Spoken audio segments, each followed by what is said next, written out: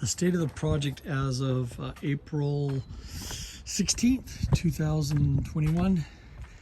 Son and I, we got the engine apart, except the camshaft's still in there. I got a camshaft tappet removal tool because in this engine's case, the tappets never protrude above the cast iron of the block, so that you can't just grab them with pliers or some other thing and yank them out.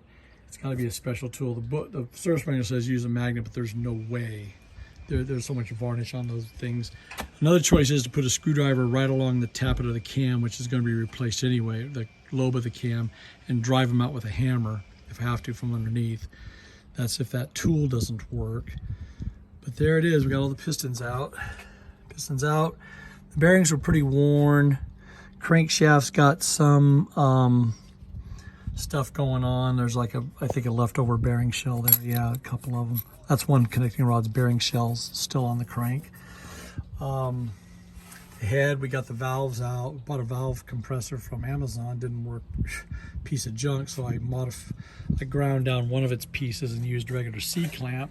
My son and I were able to get all the valves out of the head, and that's waiting for repair. It's got to go into the shop. They got new valves coming, new valve springs, new valve retainers, new valve keeper. Everything's new. Well, there's a lot of new parts going on here. Anyway, that's what's going on.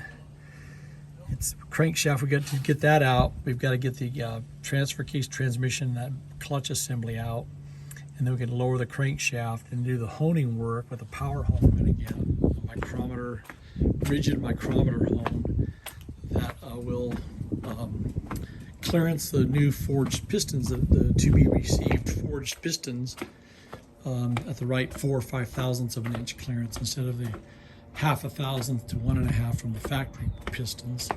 And it is a standard bore. I did measure it today. The pistons are standard bore, so this engine's never been rebuilt before. It's in that sense, it's like a virgin engine. And then here's the head, bare head that we disassembled today. Ugh. And it is ready to go. Ready to go to the shop, hot tank, machine the deck, the head surface, new valves, have the machinist put in the new parts that I'm going to give him, and get it back nice, shiny, reconditioned condition. Let's do this. Combustion chambers. There's a lot of carbon. Engine was burning oil. It's worn out.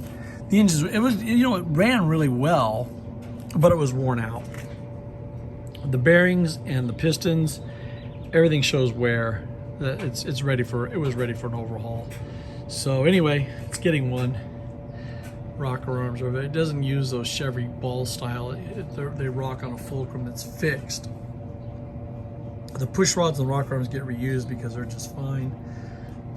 There's the pistons. They go into the shop for the pistons removed from the rods, have the small end bushed, and we'll reassemble the pistons here at home with the new full floating pistons. Those pressed on cast pistons go in the trash. The rods are good though.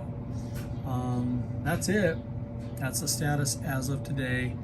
It's coming along. My son's asking when do we get to put it back together. We start taking it apart. Well, that's coming soon, but we're still not to the peak where it's all apart and going back together. There's still stuff to do. Rear axle bearings.